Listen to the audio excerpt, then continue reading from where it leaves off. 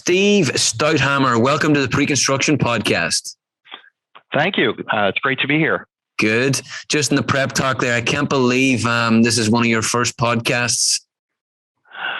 Yeah, I guess it's not something I've pursued, but I love some of the ones that you've done. So I'm happy to be on with you today. Thank you. Good. Well, we're privileged to have you on. A man at your level within such a big company. I was really looking forward to this one, so we're looking forward to get through that, and that's why we're going to jump straight into it. We're not going to give you any fluffy stuff. We're going to get straight into the hard questions. Okay. Good, man. So, Steve, for anybody that doesn't know you, give us a quick background. Give us an idea of the level you're at right now, who you're working for, and where you've come from. Yeah, so presently I oversee Skanska USA Buildings Preconstruction team US-wide. That is a group of about 145 people covering all of the US. I think we have people in about 20 different locations. I got here through I guess you could say just started my career out of Clemson as a construction management major. I've only worked for two companies since school, this one and the company now known as Lend-Lease, and probably have spent of my 31 years doing this, probably 25 of them have been in the pre-construction space, just working my way up from the most junior level ranks to where I am now. And currently I live in North Carolina with my family and work primarily at a Skanska's office here, but travel a fair amount to stay in touch with our teams. Brilliant, Steve. Good intro. So let's go back to Clemson. One thing that I enjoyed kind of diving into, the good thing about you as an interviewee is we won't have to go back too much detail because 14 years with Bovis and the rest with Skanska, it'll be really straightforward. So we'll be able to get into the real detail of pre-construction a lot quicker. But one thing I like talking about is people's education, because there's loads of different courses out there, different degrees out there, but Clemson is one of the best. How was it back then? Did you like it? Is that where you got your first feel for construction, pre-construction? How was the course? Yeah, it was interesting. So I graduated high school in 85. And at that time I was thinking about what I wanted to do. I always liked working with my hands, working on building things. And I didn't realize you could even go to school for construction management. And there weren't a whole lot of schools back then that offered that program. Purdue, Auburn, Clemson were a few that were sort of leaders in that space. I remember going to Clemson primarily, wanted to go to a bigger school, wanted to get away from home, and wanted to work or to learn the profession of construction management, which they offered. The curriculum there was great. I felt it was still developing back then. It wasn't necessarily probably as good as it is today, but it was exciting. A lot of relevant curriculum. I love that place. I don't mind plugging my school. It is a fantastic place to go to get your education, and they have pretty good sports too, which I love. Well, I heard they have pretty good sports, but I heard it's not as good as Duke. So what's going on there, Steve? Well, I bet you Will Center put you up to that. I would. He did. I would say, notwithstanding the basketball team, I would contend that we're every bit the superior school. Good. He said not even to reference the recent soccer defeat that Duke had on Clemson, 1-0 win. So he did. He was poking fun at you. They did take us in the ACC, but I don't know if you noticed, Gareth, this past weekend, Clemson's men's soccer team won the national championship. So, ooh, there you are. There you are. Bragging rights back in your court. I like it. That's right. Very good. So that's brilliant. I mean, we know Clemson. Everyone knows Clemson throughout a great. So that was a great foundation for you. Obviously left Clemson straight into Bovis. And this kind of brings us back to the whole pre-construction side of things. There's not many people in our industry that's got 25 years of pure pre-construction. The evolution of pre-construction must have been huge. What was it like back at the beginning, and kind of take us through that journey? Yeah, thanks for asking that. It's kind of a funny story. I remember when I was hired by Bovis, and they said, we're great to have you. You're going to work in pre-construction.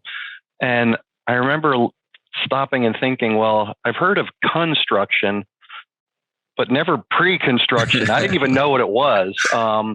And quite honestly, I think back then the CM at risk model of delivering projects was new still, and gaining popularity, and the need for pre-construction services for clients who are hiring construction companies like Bovis to be their not only their builder, but to help them manage the pre-construction phase, plan the project to have the best outcome. And I quickly learned what it was all about, but it was completely foreign to me. I remember my first week on the job being assigned to a pretty significant estimating assignment. We were doing some work for Rutgers University, and we were working on a library project, and it was a schematic design estimate, and I was assigned to do all the structural and architectural estimating. And I remember looking at the drawings thinking, well, there's nothing shown here yet. And I thought, is that supposed to be like this? Where's the rest of it? Yeah, where's the rest of the design? And I was compelled to ask a lot of questions. I think I drove my supervisors crazy those first few weeks, but it turned out, long story short, that turned out really well. I think there's an element of confidence that goes with estimating as part of pre-construction, and takes you a little while to build that confidence that you really know what you're doing and how your quantities are correct and your pricing is reasonable. And but it was definitely new. We were using I remember we were using fax machines. We had printers that had the kind of little tabs on the side with the paper, and it was interesting. I learned a ton. I worked with some terrific people back then, some great mentors who helped me kind of build a passion for the importance of pre-con as we know it. And I could certainly go on a little bit more. I'm sure we can talk about it more about the some of the importance I learned about what happens in pre-construction that has kept me in the middle of that most of my career. Yeah, absolutely. I mean, there's no doubt, even now, the importance of pre-construction within especially commercial construction, it's never been greater. But back then I would imagine, and even the 14 years you were with Bovis Lend-Lease, I would imagine you would have seen the pre-con side of things, and Lend-Lease were probably ahead of their time, concentrating on pre-construction. So getting in there and getting that training must have been invaluable. But even those 14 years and then going into Skanska in 2004, did you see pre-construction becoming more important within the contractor side of things? Did you see it evolving? Yeah, I would say absolutely. I still think to this day, we think about pre-construction services as a way to differentiate Skanska from our competition, and I'm sure competitors think the same. But I think there's a certain expectation when customers are seeking construction management services that they almost size up the competition and say, "I know you all can build this, but what makes you different?" And I think we work really hard to do things in pre-construction that are just above average, right? And that help differentiate us. And, and we can talk about some of the tools we use and some of the systems that we focus on. And, but certainly, Gareth, I think it has just continued to gain importance. I think we're seeing the fact that customers now are not only interested in the CM delivery model, but the popularity of design build is growing, and design build it's just even that much more essential that you have really good pre-construction services to manage that delivery model. So 100%, I think it's just gained importance. Brilliant. I love it. And then coming back to 2004 and Skanska, stepping in there, it's pretty well known within Skanska. You guys are at the forefront of pre-construction technology innovation. What was the vision when you went there in 2004? What did you plan to do? What was the remit from Skanska? They brought you in, they said, Steve, right, this is the plan. This is where we see ourselves in 15, 20 years. And what made you to go over to Skanska and go, you know what, this is the company for me, but also this is the roadmap for me because of what they wanted you to do and what you wanted to achieve? Yeah, I would say so. But when I left Bovis for Skanska, it was 2004, and a colleague of mine at Bovis had left for Skanska a couple of years prior. I always thought he had a real vision of where he wanted to go with the business that he was now responsible for at Skanska. And it was, he was very interested in innovating and using technologies to make work more efficient. And I think, I got the bug from this individual who, as we were talking through the process of joining, it was sort of an open book as to what he wanted to give me the opportunity to do here.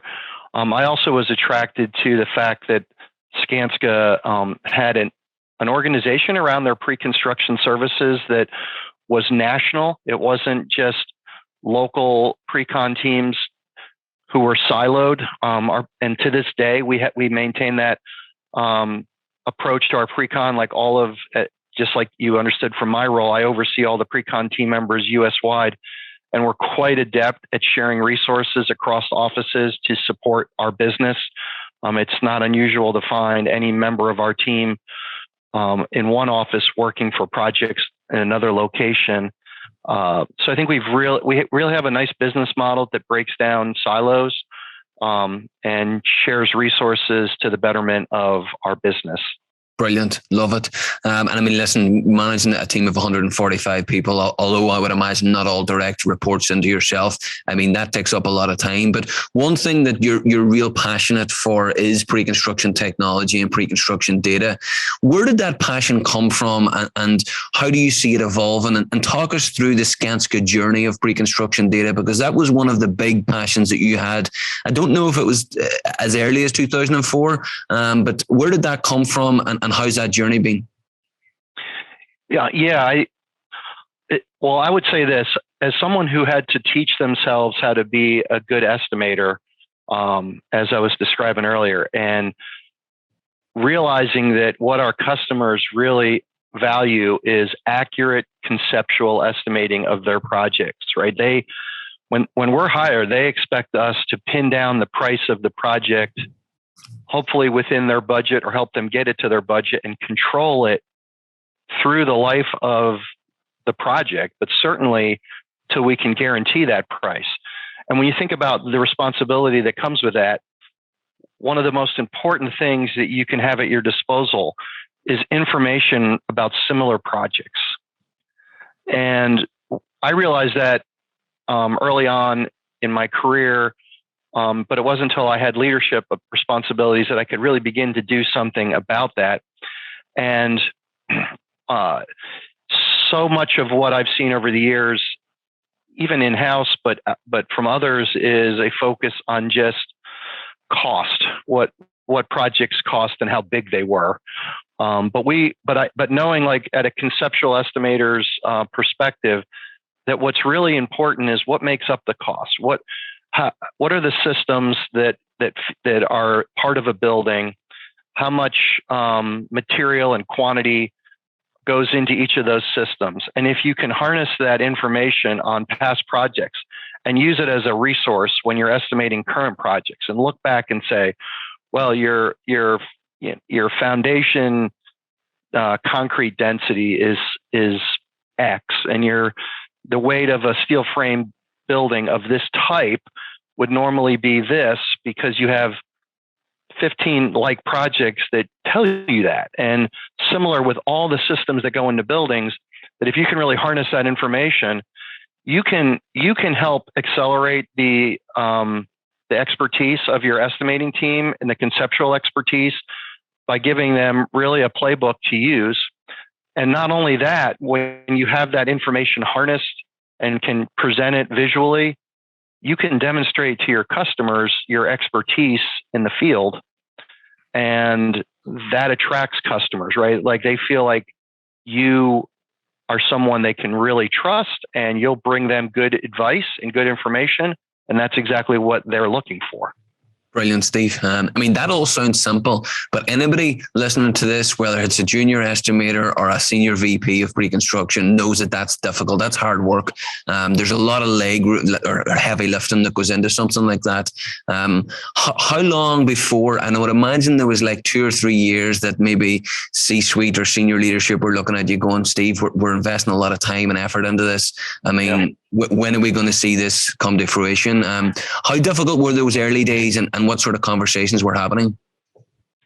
It's a great question. I would say it was interesting. I remember year one asking for an investment approval to have a full-time data manager in pre-construction. And what year was that?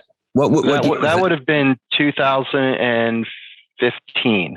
Brilliant. And they looked at me like I had two heads. Like, what would that role? What would that role be?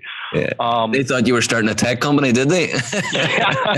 Well, so got some seed money to work with an outside consultant to help us create an application that we use in-house. But I would tell you this: it was a lot of brute force, Gareth, early. That we identified the data that we wanted to collect on every project, and we wanted to go backwards, right? We wanted to capture data on projects that have been done for a while. So there was a lot of pulling out of archives, old information, and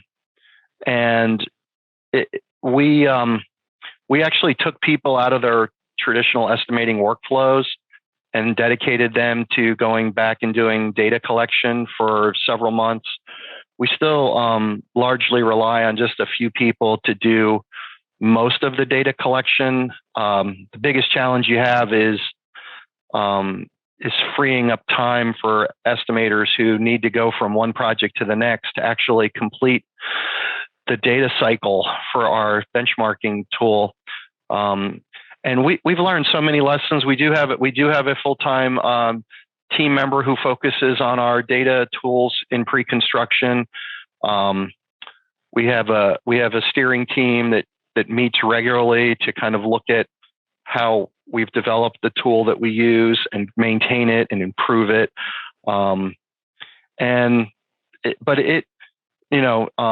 If this is any indication, what we created, I would say on average, it takes an individual probably a week to go back and do the data collection, data entry, the data quality control, which is a huge deal. Bad data is not helpful. So that we actually have a complete entry into our system that we feel confident in using to compare it to future work. It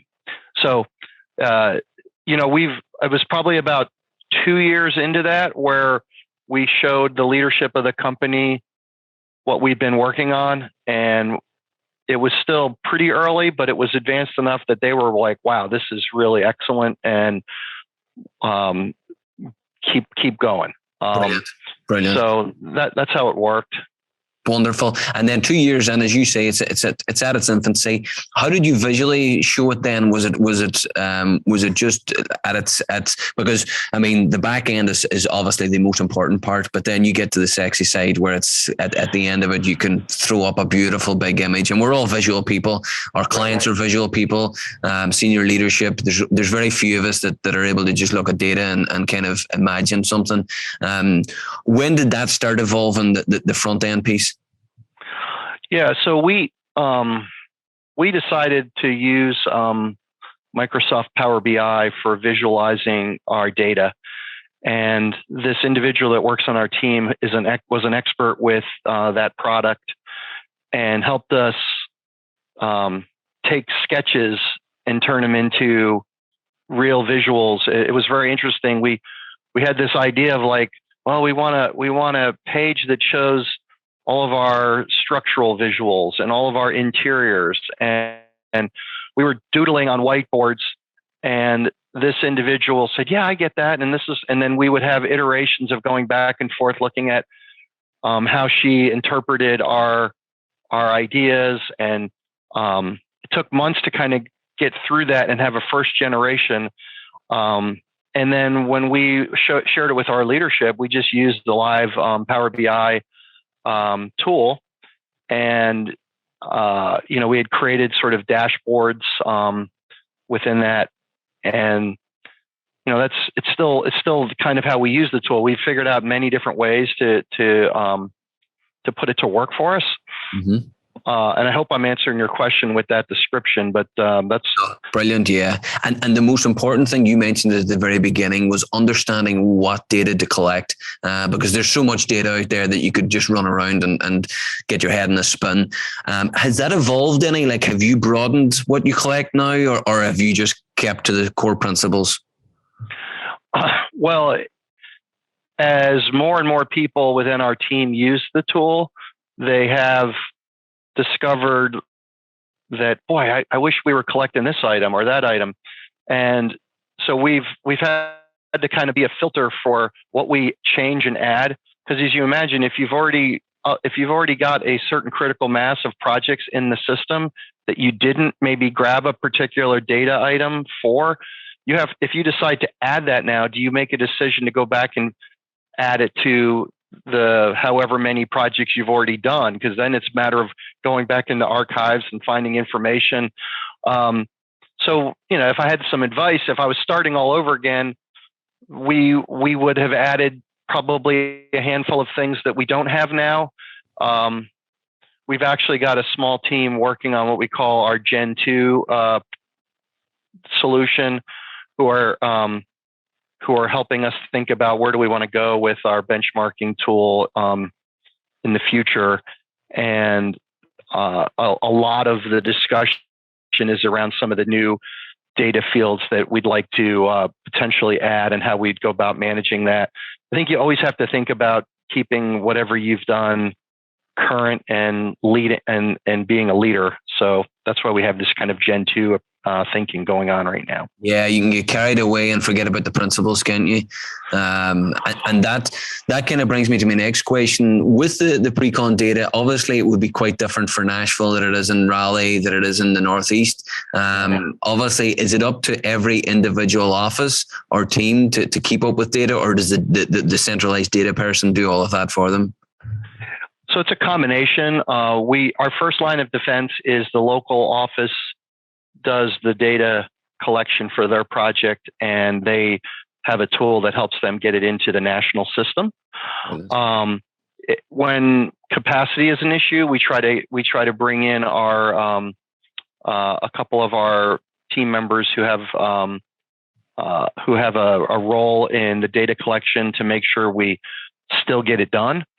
So it's a combination of the two, but and I think we're adding somewhere around 30 to 40 projects to the system each year from the country. Not every project is necessarily a great benchmark project, But what we've decided is it's good to have the data on as many projects, even if they're not clean. If you have a mixed use project or a reno addition, and some things are just not as perfect for benchmarking, it's still helpful to have the information on that project, because you almost always run across something that has some similarity to something else. So we're still committed to gathering information, even if it's not just that perfect greenfield job that are ideal for benchmarking. Yeah, well, I mean, you're almost 7 years into that journey now, Steve.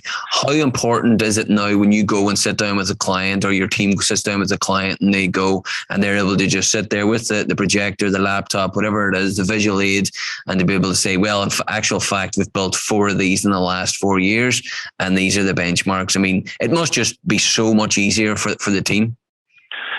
Yeah, I would say, and I may be a little humble here, I'd be curious to see how like my business development team or some of our other leaders would answer the same question. But I think it's become very important, and I don't think there's a project that we don't sell this ability on.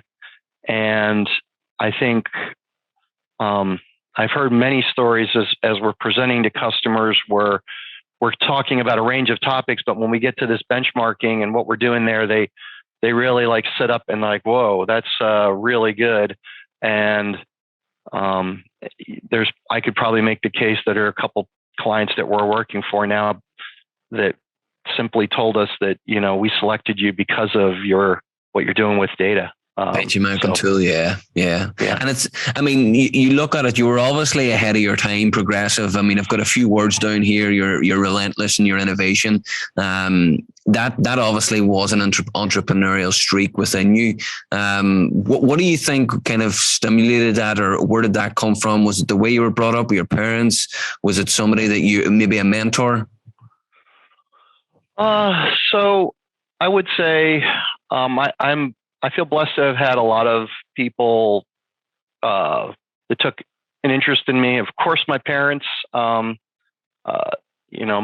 father would always tell people that he was probably the last of a generation that didn't have to go to college to have a business career. He was an Air Force. He was in the Air Force, and then grew into a leadership role within Nabisco. And I learned a lot just by watching the way he worked and the energy and effort he put into his job. When I had an opportunity to get my first job, and I'd mentioned that it was in pre-construction, I very clearly remember a gentleman, a couple of them actually, that were very passionate about their work, and that taught me about the impacts you could really make if in pre-construction. I would say I was very entrepreneurial when I was young. I was the kid that always had the paper routes and the mowing everybody's grass. I always, my wife, who I met in high school, would tell you that, we would always go out on dates and go have dinner because I always had money in my pocket because I was always working, and that just drove me. And I was in the right place at the right time, and a lot of and one of the things I would say about pre-con as a career is, and maybe we'll get into this a little bit, is that when you're working in pre-construction and you're doing good work, you're right in the center of all that your office is really focused on. You're working with business developers, you're working with executives in the company, you're getting a lot of leadership exposure because they're very interested in making sure that the pre-con goes well, because you don't really have a project unless you can get it to a contract, and that involves the entire pre-con service. And I think our leaders have always seen that if you have really good expertise in pre-con and people who do that well, those are really important skills for us to have as a company. So I got a lot of exposure to leaders, and I think that helped me also kind of move up in my career path. Brilliant. I love the backstory to all of these, especially successful people like yourself, because there's always a backstory, and I think it's more just as important, because people think that it's like you go to college, you graduate, you go into a couple of companies, and you just keep growing. But there's loads of other variables that kind of feed into the success of someone. That leads me beautifully into the next conversation, which is the importance of pre-construction, and how do we as an industry, not just internally but externally, how do we kind of tell a story and how important pre-construction is? I'm really glad we're getting into this. I would say, first of all, I think I like to tell potential candidates or people who are interested in understanding a little bit more about pre-construction just why it is so important, and that I think there's a conception that, gee, I'm just going to be, measuring and doing estimating and all by itself, just doing that, it can be a little monotonous. And I think I understand that. I said, but the bigger picture that you have to think about is that the pre-construction service has taken the pre-construction team members from the back seat of the car to the front seat. And what I mean in that is that we are guiding our customers through arguably the most critical phase of their project, helping them steer their budget, create their schedule, build their logistics and phasing plans, think about their purchasing strategy for going to the market. There's so much that goes into delivering high quality pre-construction services that our customers just are, they're hanging on every piece of advice.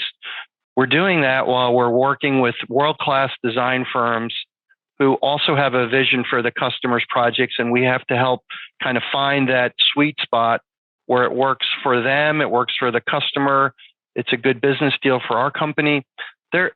That takes a real skill, and I think that gets lost in the understanding, certainly for people who are thinking about, pre-construction as well, that's just estimating, and it's a lot more than that. So I think it starts with painting the real picture of what goes on in pre-construction. We have a great little training video that our pre-con team members go through in an orientation.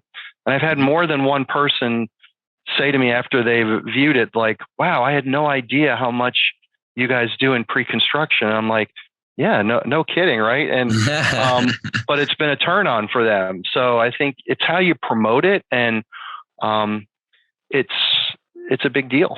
Yeah, absolutely. But I mean, you say that orientation. I mean, that's a great idea as well. I mean, you're not even using it as a sales tool. You're just using it to reconfirm that they've made the right choice, and within Skanska. But it seems like Skanska are ahead of the game when it comes to technology, data. 6-7 years into the data journey, you've got a great brand. I mean, you're national. You're one of the ENR top, I would say 5-10. So the other part of it is, and we'll call this the three-legged stool as well. You've got the technology, you've got the brand, and the talent is so important. 145 people in pre-construction. How do you add to that? How do you continue the culture? What would you like to see in your pre-construction team? How important is the right people at the right time in the right seats? Yeah. Well, first of all, I would say that I've never been in a more challenging period to find talent and to retain talent. I mean, we've grown some really good talent here, so that gives them opportunities that we hope that they choose to stay with Skanska and grow their career here. We focus a lot on career path in pre-construction and in operations and in other parts of our business to show our individuals how they can go laterally and learn the business in all respects. We're actually introduced in the beginning of next year an entire career path learning plan for people in pre-construction positions, so that, if you follow the learning plan, it can help you grow in your career. I guess I think a big part of what we need to do as leaders is to show that pre-construction isn't a one-stop shop, right? There's an ability to grow vertically by learning the skills to lead projects and complicated projects, but also show at the same time particularly our recent graduates or our young team members, how important it is to have some experience in pre-construction, whether you choose to stay there or move into a field-based construction operations role, or kind of continue to move a little bit back and forth. When you have some of the expertise that you gain when you work in pre-construction, when you know how to write scopes of work and bid packages for the purchasing, you know how to quantify and learn the relative value of different components of a building, that makes you that much more valuable as an operational leader if that's what you choose to be. But if you also say, look, I want to do this as a career, I'm good at it, I can really help, that is an opportunity we can present. And I think what's unique, sorry to go on this a little bit, Gareth, but I think what's unique about pre-construction, so most of our pre-construction teams, as you might expect, work in our local offices as opposed to working on the job sites. I think that gives us a little bit more ability to offer those colleagues some flexibility in their working plans. We've got a number of colleagues that are doing work from home and then combining that with some office work. That's not always something we can offer on the operations side, where our teams have to be on the site for supervision and safety reasons. So I think we have to show some of the benefits to your personal life and career life by working in the pre-construction space. And I think that flexibility in work, you generally, if you are not looking to be relocated and move around a lot, there's some stability. And, I know I'm going to my office to work. I might have to travel to go to designer meetings or owner, but I have some stability there. But so, that could be particularly important to say, like a husband or a wife who have these skills but need to help with their children and have a little bit more flexibility in their work-life balance. So there's some intangible benefits about a career in pre-construction, as well as the ability to continue to grow. And I would just add one more thing, that we're also finding that from a compensation standpoint, the reality is there are fewer people that have expertise in pre-construction than there are that have the construction field experience. So when there's fewer, it's like simple economics. There's a supply and demand. And if there's a shorter supply, you may have to pay a premium. And I think we're finding that our compensation that we can offer in pre-construction is as good and even better than maybe comparable positions are in our operations side. And so I think there's a lot of things that could be attractive to someone to have a career in pre-construction. Love it, Steve. You've touched on everything there that is important about and what we should be talking about, whether it be at trade fairs, whether it be at high schools, whether it be at universities, or even internally to field engineers, project engineers, APMs that maybe feel a little bit lost and say, you know what, I'm not too sure that this project management operations side's for me. There is so many more options out of that, whether it's within pre-construction in the data side, in the estimating side, logistics, scheduling, planning, whether it be VDC, BIM.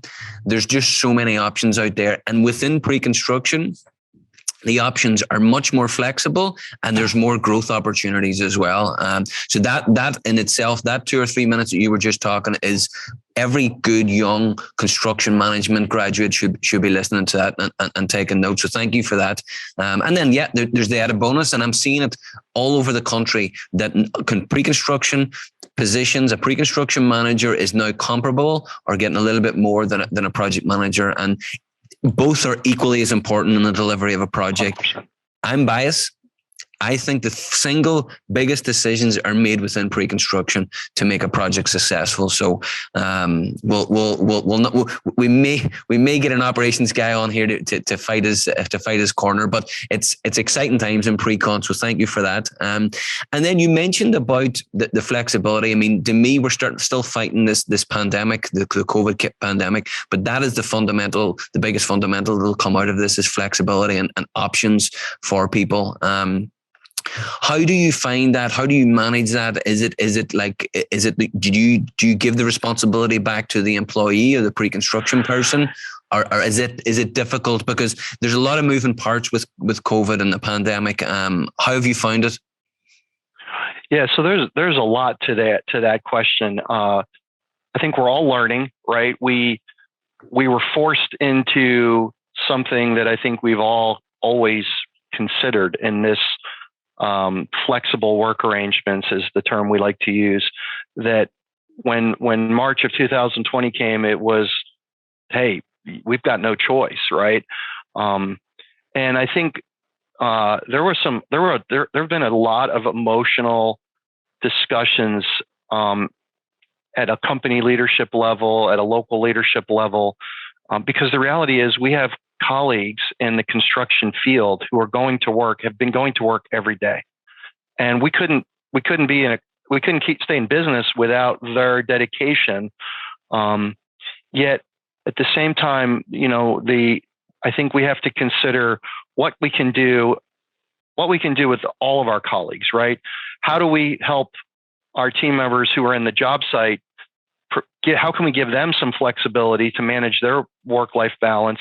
And if we can offer things in the office that where our pre-construction team lives, what can we do there? And I think what we've largely done at a national level, we've said, look, we're going to refrain from a lot of policy making at a national level. We're going to let our local offices kind of work through what works the best for them. Most of those locations have all been discussing and implementing various flexible work arrangement plans, and I think that has led to just some great results. I'm particularly proud of the fact that through all of this, as we've had more people working virtually, the quality of our work hasn't diminished.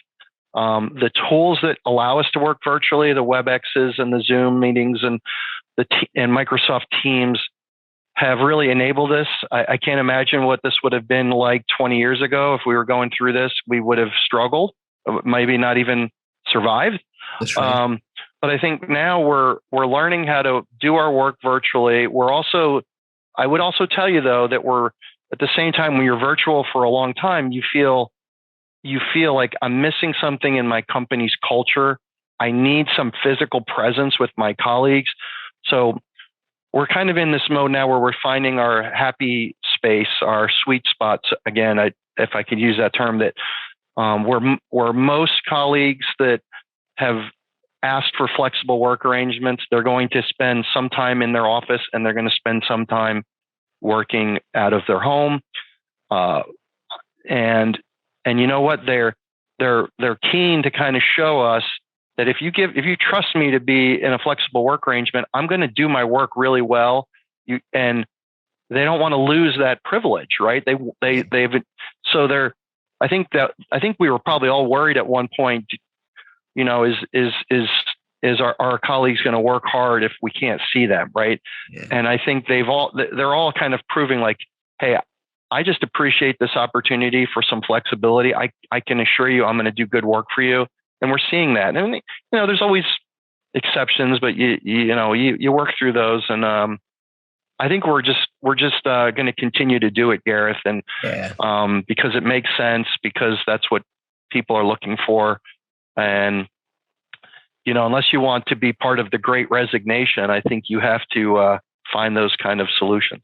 Absolutely. I couldn't agree more. And you're 100% right. It's given us options and flexibility. And I am a massive advocate, and you see my stuff on LinkedIn. I do not believe that 100% working from home works, both mentally, physically, employee, employer. It's not healthy. You got to be in that war room, especially within pre-construction and design. You got to be banging ideas together. So the flexibility of 1 or 2 days, or whatever every company comes up with, I think it's definitely going to be good, and it's going to make us get to the decisions quicker, faster, and better decisions. So I'm excited about it, but I have to say I'm absolutely buzzing with this podcast, Steve. I'm delighted you came on, and delighted that we got through so much. Yeah, I bet you say that to all your podcasters, but I appreciate this opportunity to talk about what's really important to me. And I would welcome the opportunity to talk to any of your listeners about this further. It's been a great career for me. I have had a chance to work on so many awesome projects. We didn't even talk about, when you work in pre-con, you work on all the projects, not just one of the projects for 2 years. Well, I'll tell you what, before we go, Steve, give us a quick sample of, 25 years in pre-con. Give us some of the real good projects, the highlights. Well, thanks. I don't know as though I can say I ever, worked on the marquee project, right? A big stadium or something that is universally recognized. I would say some cool projects that I've been involved with.